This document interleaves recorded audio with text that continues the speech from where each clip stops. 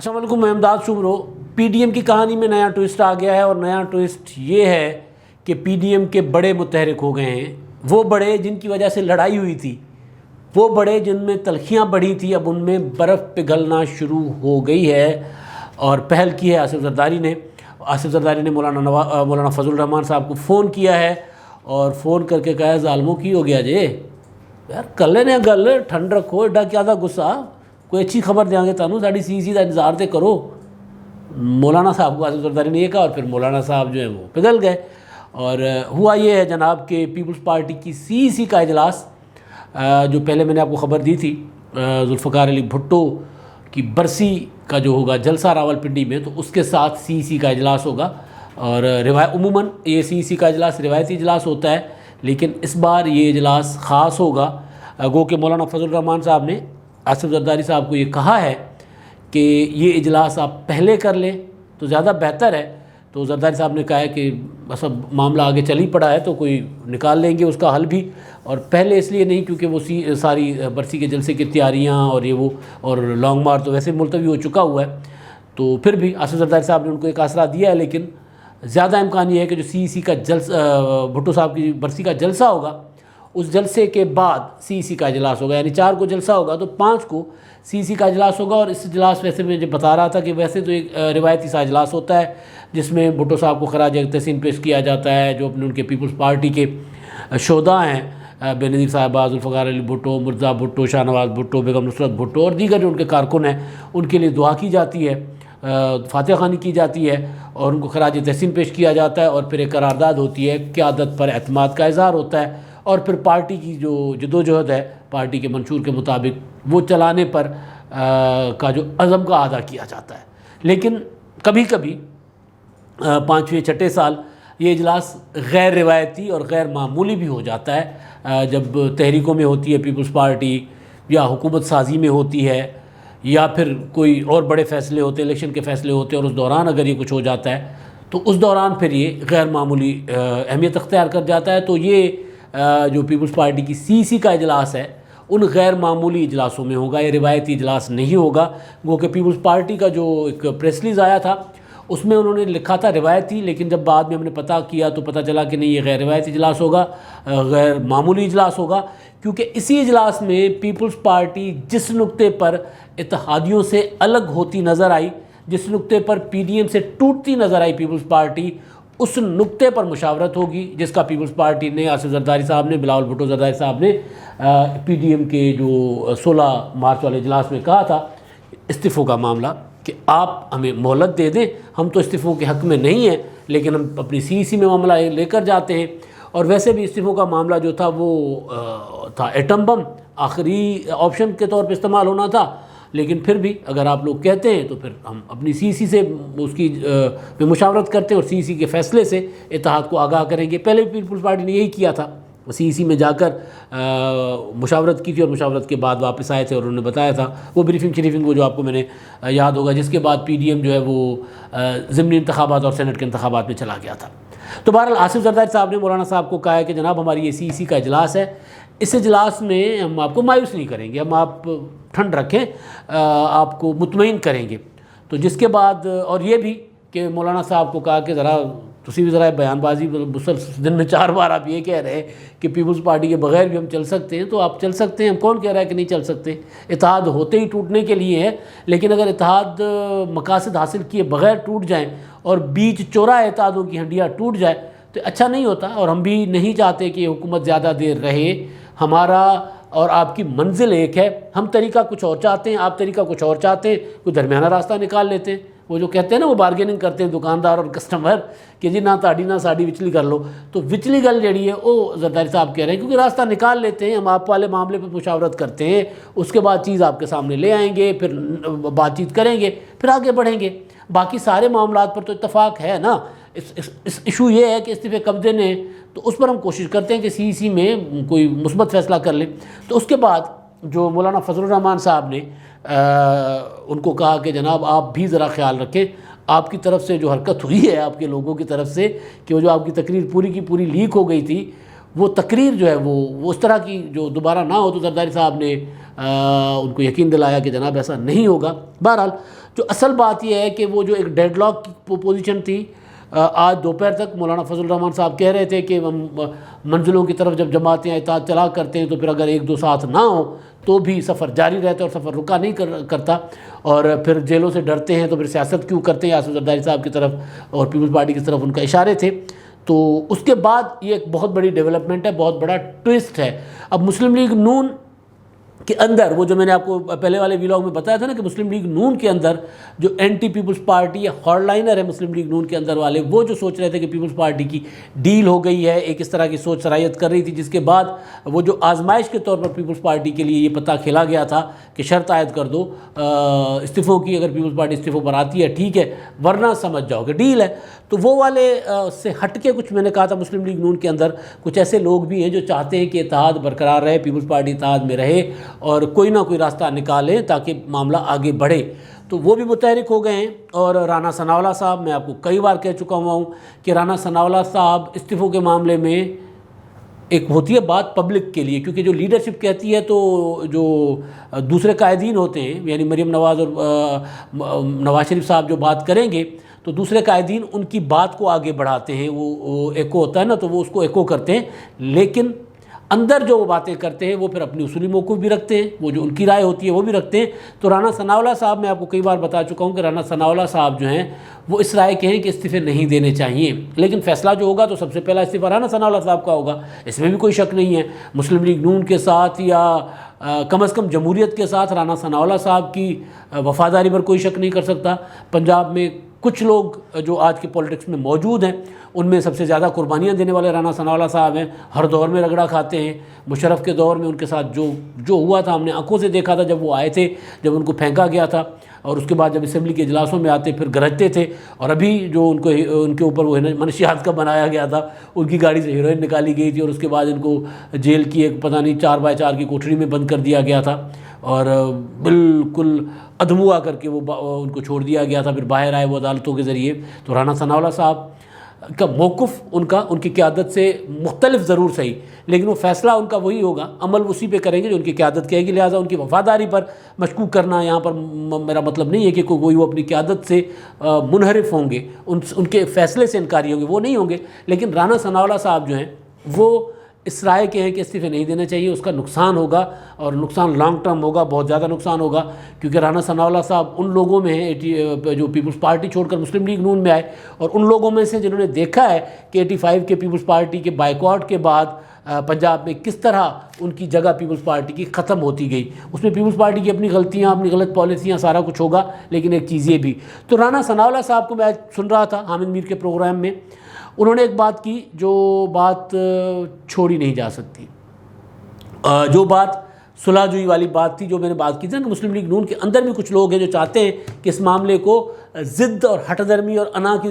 نظر نہ کیا جائے، اگر استعفوں پر اتفاق نہیں ہوتا تو کہیں آگے تو چلے نا، اس کو آگے تو بلائے معاملے کو، اور استعفوں کا معاملہ بھی آگے چلتا رہے گا۔ تو رانا ثناءاللہ صاحب نے دو باتیں کی، ایک تو انہوں نے کہا کہ جناب اگر پیپلز پارٹی اور مسلم لیگ نون اتحاد کی دو بڑی جماعتیں ہیں، ان کے اندر استعفوں کے معاملے پر اتفاق نہیں ہوگا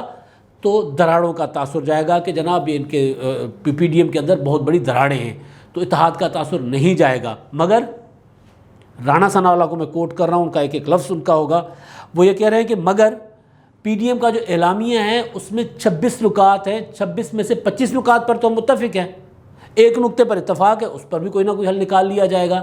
یعنی اگر پیپلز پارٹی استعفیٰ نہیں دینا چاہتی یا پیپلز پارٹی استعفے کو آخری آپشن کے طور پر استعمال کرنا چاہتی ہے تو ان کی بات سن لی جائے، آگے بڑھا جائے۔ اور رانا ثناءاللہ صاحب نے یہ بھی ساتھ کہا کہ جو پیپلز پارٹی وہ جو زرداری صاحب کی تقریر لیک ہوئی ہے، پیپلز پارٹی کو اس معاملے پر تحقیقات بھی کرنی چاہیے۔ اور اب مسلم لیگ نون کے لیے آصف زرداری صاحب کی تقریر کا لیک ہو کر میڈیا پر آنا بالکل ایسے ہی ہے جیسے ڈان لیکس تھا۔ تب ڈان لیکس میں مسلم لیگ کٹڑے میں تھی مسلم لیگ نون، لیکن اب یہ زرداری لیکس میں مسلم لیگ نون پیپلز پارٹی کو کٹڑے میں کھڑا کر کے کھڑی ہو گئی ہے۔ اور نو ڈاؤٹ ایک سیاسی اتحاد میں اس طرح کی چیز کا ہونا ظاہر اس سے بدگمانیاں تو بڑھتی ہیں، اور اوپر سے آپ کے اوپر شک ہو کہ جناب آپ تو اسٹیبلشمنٹ کے ساتھ ملے ہیں اور آپ پی ڈی ایم کی ساری گیم کو خراب کرنا چاہ رہے ہیں، تو پھر تو ایسا ہوگا۔ تو بہرحال پھر وہ رانا ثناءاللہ صاحب ایک طرف تحقیقات کا مطالبہ کر رہے ہیں، دوسری طرف رانا ثناءاللہ صاحب جو صدر ہیں مسلم لیگ نون پنجاب کے، وہ یہ کہہ رہے ہیں کہ بھائی ٹھنڈ رکھو نا یار، مطلب 25 نقطے ہیں نا ہمارے پاس، وہی آصف زرداری صاحب والی بات۔ اب میرے پاس اطلاع یہ ہے، میرے پاس خبر یہ ہے جو میں آپ کو دینا چاہ رہا ہوں، وہ یہ کہ آصف زرداری صاحب نے سنجیدگی کے ساتھ اس بات پر غور کرنا شروع کر دیا ہے کہ جناب اگر پی ڈی ایم میں استعفے والا معاملہ ہے تو ذرا اس پر غور کر لیں سنجیدگی کے ساتھ۔ ایک ہوتا ہے نا کہ آپ فیصلہ کر کے جاتے ہیں سی ای سی میں، اس بار وہ مشاورت کر رہے ہیں کہ جناب آئیں بیٹھیں، واقعتاً اس معاملے پر سنجیدہ مشاورت وہ چاہتے ہیں۔ اور دوسرا یہ کہ ایک تو یہ آپشن پیپلز پارٹی دوبارہ پیش کرے گی کہ بھائی ہم استعفوں سے بھاگے نہیں جا رہے، ہم یہ چاہ رہے ہیں کہ آپ تحریک عدم اعتماد کا آپشن استعمال کریں، لانگ مارچ کرنا ہے لانگ مارچ بھی کر لیتے ہیں۔ جب یہ سارے آپشنس نہیں ہمارے استعمال ہوں گے تو اس کے بعد ہم استعفے دے کر پھر دمادم مسکل اندر کریں گے، پھر ہم ایجوٹیشن کی طرف آئیں گے، پھر جس کو ڈنڈا پڑے گا ڈنڈا کھائے گا، جس کو جیل نصیب ہوگی وہ جیل چلا جائے گا، پھر آئے۔ تو یہ پیپلز پارٹی دوبارہ اپنے اس موقف پر بھی آ رہی ہے، اور یہ بھی ایک گنجائش پیپلز پارٹی کے اندر اب نظر آ رہی ہے کہ اگر صرف قومی اسمبلی سے استعفے دینے والا معاملہ بھی ہو تو چلے پھر اس پر بھی بات کی جا سکتی ہے۔ اور ادھر مسلم لیگ نون اور مولانا فضل الرحمان صاحب کے اندر اپنے رویے میں لچک جو ہے وہ بھی نظر آ رہی ہے، جو رانا ثناءاللہ صاحب کے اس بیان سے جو ٹی وی ٹاک شو میں حامد میر صاحب کے پروگرام میں بیٹھ کے انہوں نے کہی ہے کہ 26 میں سے 25 نکات پر اتفاق ہے نا تو اس پر بھی ہو جائے گا، نہیں بھی ہوگا تو آگے بڑھنا ہے۔ تو یہ والی بات سے لگ رہا ہے کہ ادھر سے بھی مسلم لیگ، یعنی یہ تو آن ریکارڈ رانا ثناءاللہ صاحب کہہ رہے ہیں، لیکن ادھر پیپلز پارٹی والی بات جو مجھے ذرائع سے پتہ چلی ہے کہ انہوں نے مولانا صاحب کو، آصف زرداری صاحب نے ایک سگنل کیا ہے کہ یار آپ والے راستے پر بھی آ جائیں گے نا، مطلب اتنا بات کو بڑھائیں مت، بیٹھ کر بات کر لیتے ہیں، ہم اپنے اجلاس سے نکلیں گے اس کے بعد آپ کے پاس آئیں گے اور بیٹھ کر بات کریں گے، جو کہیں گے وہ کر لیں گے، اور چلنا ساتھ ہی ہے۔ یہ آصف زرداری صاحب نے کہا، وہ جو ان کا طریقہ ہے کہ وہ جب ملتے ہیں کسی کو بازو پکڑ کے کہتے ہیں جی جان نہیں دینا، میں چلنا نال ہی ہے، رس کے جانا ہے، ہنس کے جانا ہے، نال ہی جانا ہے۔ تو وہ انہوں نے مولانا صاحب کو کہا کہ جناب یہ نہیں ہو سکتا کہ آپ ہمیں نکال دیں اور ہم نکل جائیں گے، ایسا نہیں ہوگا، یا ہم آپ سے نکل جائیں، ایسا نہیں ہوگا، پی ڈی ایم سب کا ہے اور سب مل کر چلائیں گے۔ تو وہ ایک جو تلخی تھی وہ ایک دن کے وقفے کے بعد وہ جو